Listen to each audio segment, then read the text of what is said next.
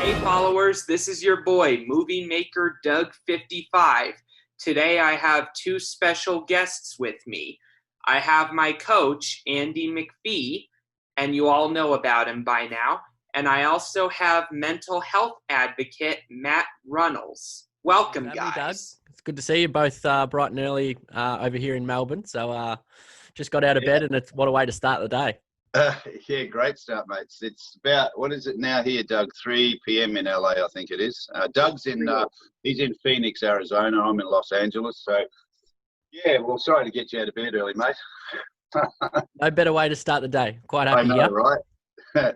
And look, just quickly, as I do when we start these series, like how I met Matt was, it would have been quite a few years ago now. I'm thinking maybe 3, I would guess.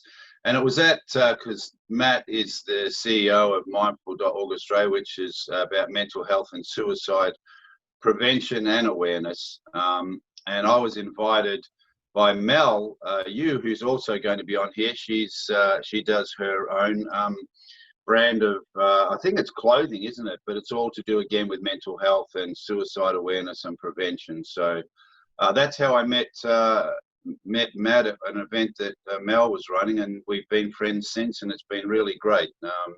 Just hoping to make a difference, and this series is perfect. So Matt, I'll just hand it over to you to just give a little brief outline of where you are now with your company and how that sort of started, and then Doug will jump in and question the heck out of you.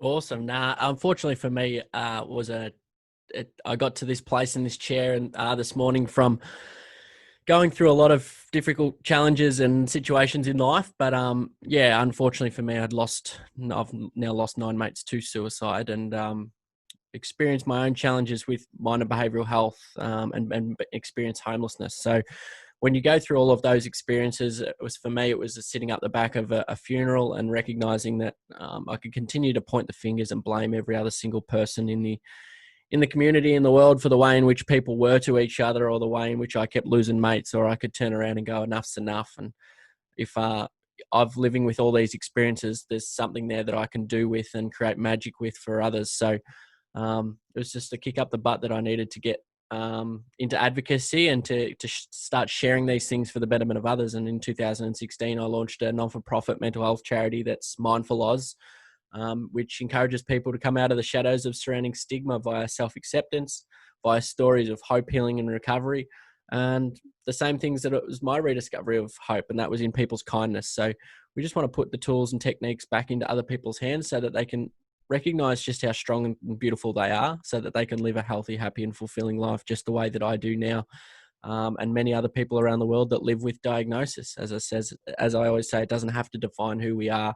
It's just a part of the makeup, and we're dealt the cards we've got because we're strong enough to live it. So, I think when we can change the culture around what that looks like for mind and behavioural health here in Australia and all over the world, and give people the basic understanding that the human being is wired for love, belonging, connection. And when we show up and provide that for each other every day, this place is a nice place to live in, and it doesn't have to be one filled with ideation and chronic suicidal thoughts. So it's a lot of traumatic experiences that got me here, but I'm very grateful and blessed that I've been able to use some of those for the betterment of others, and now I live a purposeful life, which is a very beautiful thing to wake up to every morning.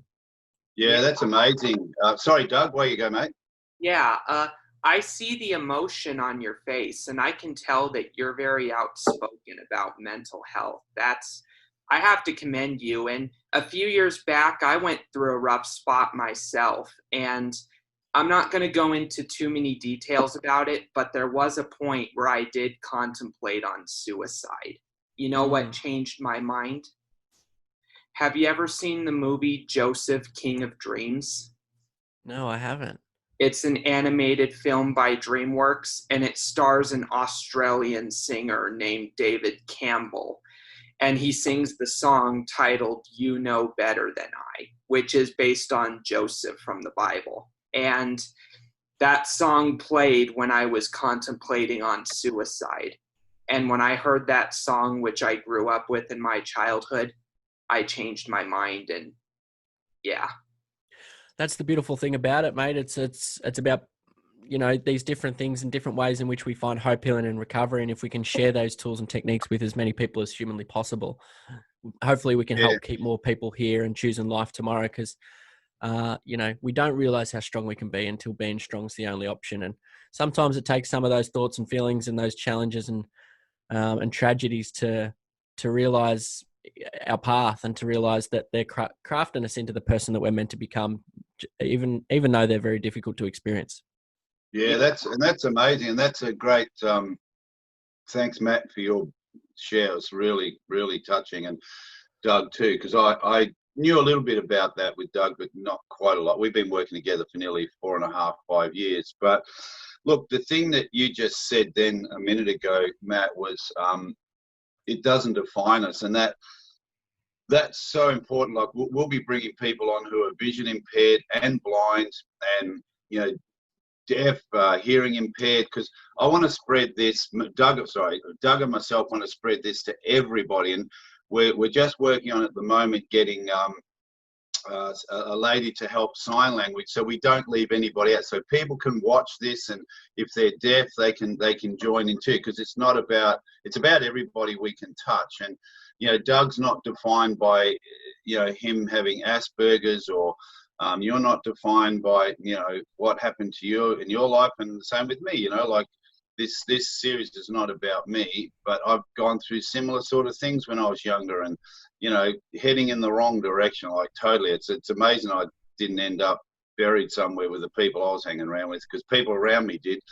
And so it's just defining moments. Something pulls you away, and you just go, no, this is not where I want to go. And then you're led to this moment right here now where you hope to be touching other people, and especially with COVID, has probably increased mental health issues, like just skyrocketed, I'm sure, Yeah, well, I think even over here in Australia right now that they were estimating 400,000 people will be hospitalised, and they've already lost 1,000 lives in the last 4 months to suicide, which is an all-time high for us. And 1/3 of the population is claimed that they're experiencing mind and behavioural health challenges. So what we're going through right now is very difficult, and it's going to be very difficult for some time, and it'll be no different over in America, if not worse. So yeah, the importance of knowing that there is really good people around that want to see you smile again, and that are aching to see you back to your true self. So yeah, hopefully, like Doug said, we can find those moments that keep us here, and that's a very beautiful thing.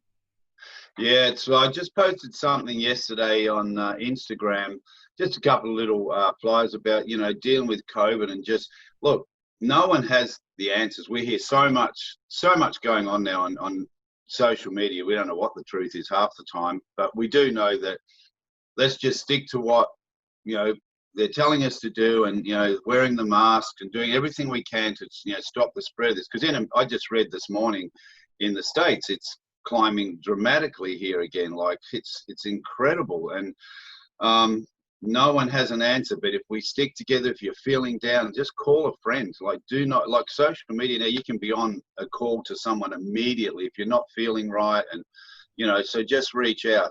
Doug, do you have any questions about that? And even dealing with COVID now, any of your friends, or what you'd like to ask Matt? Yeah. First of all, I'd like to ask, how did you get to where you are today as a mental health advocate? How did you start your company? Yeah, I mean, organically, I got pushed into the limelight. I had obviously a story that needed to be told, but I was too scared, like many are, to step in and to share it because it's daunting. And one day I was asked if I would share a little bit about a run that I did. So I ran, don't know the conversion to miles, but I ran a fair distance in Australia to raise money for mental health awareness and to raise money. So he asked me to share my story in front of his workplace. However, when I got there, he pushed me out in front of the microphone in front of his workplace and said that Matt Reynolds today will be talking about his journey with mental health and suicide, which at the time I wasn't a big fan of, but I told it, and I did it for the first time ever, and I seen the impact that it had on people's faces. I seen the emotion in the room, and I seen the people that were coming up and just saying, hey, I'd never seen someone talk so openly and authentically about mind and behavioural health issues, especially not a male. So from that moment on, it was just like, I've got to do this as often as I can to as many people as humanly possible all around the world, to whoever will listen to me. So I went about it from then on. I started a Facebook page and got straight into just sharing things of hope, healing, and recovery, the same things that led me to be in a place of wellness, and tips, tricks, advice, strategies that can help people live well. So, and through that platform, it just kept growing and growing and growing. And there was a real need to hear me speak. And I was getting booked left, right, and center in different places and organizations. And yeah, just organically it grew into a non-for-profit charity, which now we work thoroughly throughout primary schools, work with kids as young as 3 and 4, a bit helping them identify, control, and express their emotions. And yeah, the advocacy just took right off. And now I just bound out of bed every single day. Just grateful for the opportunity that people have a value on my life and the things that I've experienced, and they want to hear about it and they want to learn more. And through that, we can change the narrative around what it looks like to live with diagnosis or to live with struggle, because as I said, there's a lot of people out there that recoil at the topic. There's a lot of people out there that think that what they're living with is a life sentence, and it does not have to be if we tap into the strengths of who we are. So that's a very, very beautiful thing. And I'm just very grateful, as I said, for all the people that value the work that I do and book me and have me places to share, because there's a sense of purpose and belonging there for me now that never existed as well. Yeah, that's great. And that's pretty much what you just summed up, where Doug and myself came up with this, because I started to see him really bounding forward. Like, it was, at first we're just coaching. We're working on our own book at the moment, a science fiction book. He did the other 7 by himself, of course. I mean, I have trouble just writing a shopping list, mate, let alone a book, let alone a book of 520 words in a month. But, you know, I started to see him suddenly like, wow, this kid's really growing, and his social media is growing. And I coached him on that, but I don't know anything about it. I just said, listen, mate, you need to research this. I gave him a few hints on things that I knew, but he took it on, and just all of a sudden it's just growing big. And now his book's literally going worldwide. And I thought, okay, this story needs to be shared. And then I looked at all the friends in my life and I went, you know, I've got so many friends in my life that could be in this program sharing alongside Doug to just help other people. Like, if it takes one person, I remember you telling me once, and I think probably the story's a little graphic for you to share, but it was alongside Kevin Hines when you were at that school. And, you know, you mentioned something, and one little kid came up to you and said, oh, hey, I was dealing with this. And it was pretty graphic what you told us. And I probably won't want to share it here because it's a bit full on. Yep. But you open your mouth and everyone went, you shouldn't have said that. Next thing, this kid come up, and you basically changed his life and the people around him through what you shared. And yeah, I think that's really important. There's for a long time, we've tiptoed and sugar-coated the things that we experience at the fear of upsetting someone, you know, and I think that at the fear of we're always going to upset people. We're always going to cause emotion in people. But what's really important is that we tell the truth and we be who we authentically are. And when you be who you authentically are and you share your truths and you step in and own your problems and challenges, then you give permission to everyone else to do the same thing. And so I think that these are what it takes of an advocate, is to mimic the behaviors of what we want everyone else to imitate, because people are followers. People are looking for hope in you. People are looking for something in you that they can do in themselves. So let's model the right behaviors. And I think that starts with being authentically yourself 24/7, showing up as me, all flaws, perfectly stitched together, full of flaws, and just being who I really am. And through that, I'll find my friends and family, and I'll separate myself from the people that don't want to be a part of that. And that's perfectly fine too. Yeah, and Doug's Doug's actually helped me in that, because a friend of mine who I'm hoping to get on the show, Ron, he's wheelchair bound, but at the moment he's having stem cell work, so he may be out of that chair. But he was a tank commander in Israel, and his tank got hit by a landmine. And I met Ron a few years back, and that guy is incredible. Like, he's making such a huge difference. And he brought something up in a podcast the other day, and I relate this to Doug, because Doug's not afraid. He'll post everything, and you know, like, sometimes he gets excited, but that's part of the high functioning. But he doesn't care. he's actually got me going, dude, how many times do we get afraid to post something and think, oh, what if someone doesn't like it? What if someone gives me a thumbs down? Oh, it's never going to not happen.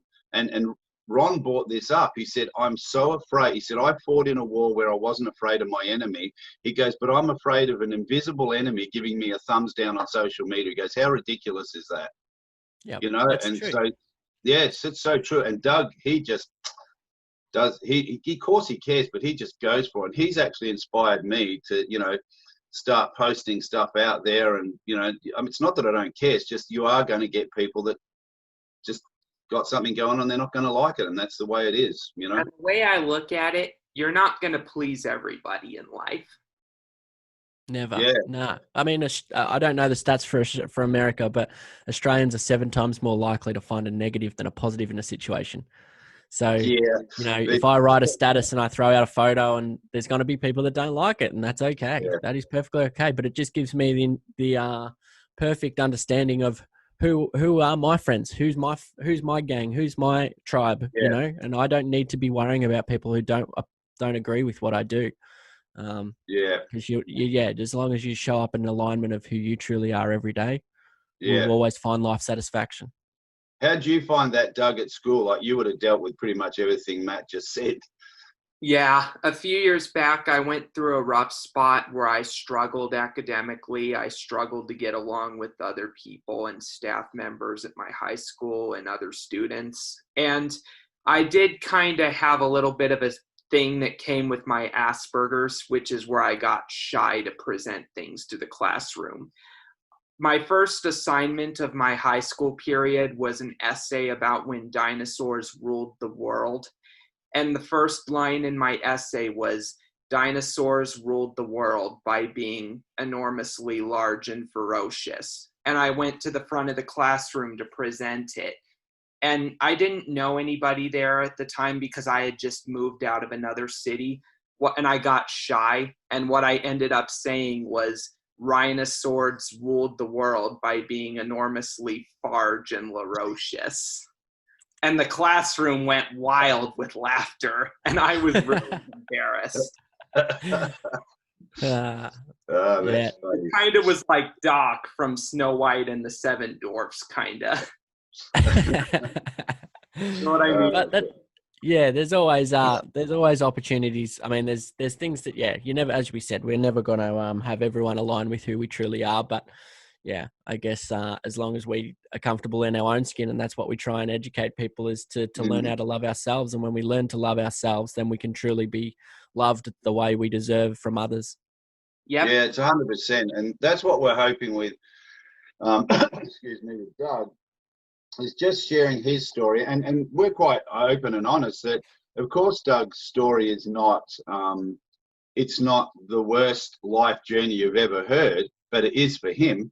It was for him. It was, you know, for him going through that journey. So even if whatever your journey is, it impacts you as much as what it does, you know, other people's stories. So that's why the variety of this program and having people like yourself on and sharing, you know, the darker side of the journey. But there is light always at the end of that tunnel, you know, to have people like yourself and those, you know, help us who struggle and we can't see that light because we're just living in our own world. And unfortunately, sometimes it does go the full journey where we can't help everybody, but we can't let that stop us. You know, it's we've just got to keep having people like you and Doug and, you know, just sharing their stories to hope to inspire that one person or 2 or 3 or hopefully more, you know.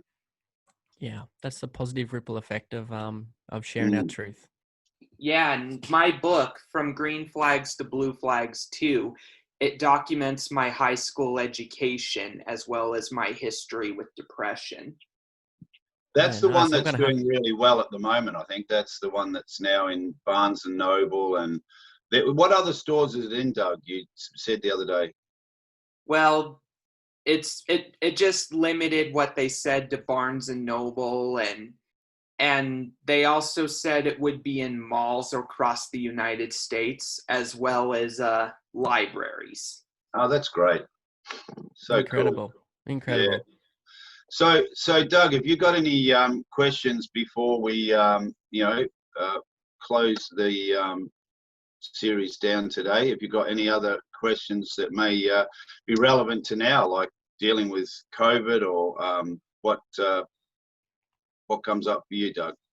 Well, to conclude this, I should ask you, what does your future look like as far as a company in this COVID scare? For me, I've launched another organisation just recently, Doug. So I've got the charity, which is Mindful Australia, and as I said, we predominantly work with young kids to change the way in which they grow up. So we want them to be able to identify, control, and express their emotions in positive ways.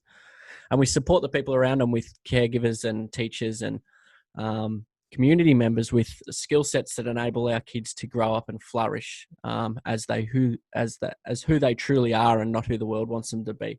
So I guess there's a lot of work to be done there with the charity. However, I've started another organisation where I'll be trying to go down the path of mindset, behaviour, leadership, shame, strength-based models to recovery, and just getting away from the mental health side a lot.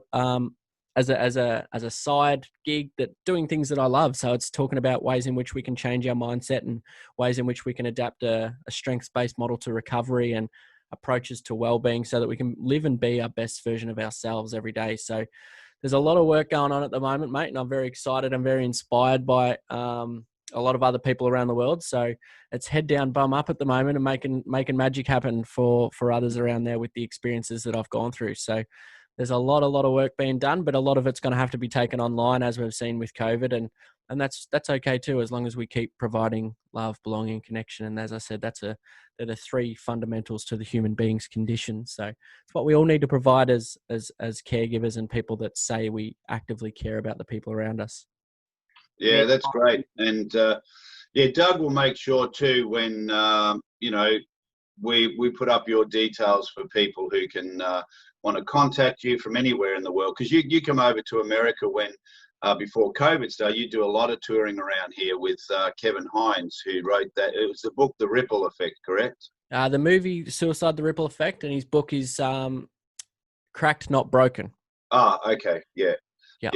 His story's incredible, mate. Like he'd be a great guest to get on this show, just to have him share that story of what happened to him. Like that was just incredible, you know. Yeah. There's so many people like that all around the world, and it's about finding them and getting them to giving them a platform to share, because as we said, it might be Doug's journey, it might be your journey, Andy, or it could be mine, but they're all going to relate to a different person, and we just don't want anyone to fall through the cracks and not hear those stories and not find the hope and acceptance and the healing that us three have. So the more people who step forward and share their truth, the better this world will be. That's really cool. God bless you. No, thank you for having me on, Doug, and I wish you all the very best. That book, I'm going to have to get one in my hands and give it a read, but it sounds like everything's going great guns, mate, so I wish you all the very best. Doug will send you one, mate, free of charge. Oh, did I say that out loud? Oh. Well, what the heck? At some point this year, I'll send you one free of charge. That's great. Put it on Andy's bill, mate. Put it on Andy's bill. Stuff in the future. All righty. Well, thanks, Matt. Such good to have you on. It was really good to actually see you again. Haven't seen you for a while, and just have you be part of Doug's journey. And Doug, I'll hand it over to you, mate, to close us out. I want to thank all of our guests for participating in today's series. It means a lot to me, and whenever you guys have a chance, check out my latest screenplay, The Ray Guns of Kronos, War on Claudiusville, Part 1. The new Love it. Awesome. Love it. Thanks so much, Doug. Yeah, thank you so much. Thanks, Doug. Thank you. And everybody, please like and subscribe to my YouTube channel, Movie Maker Doug 55.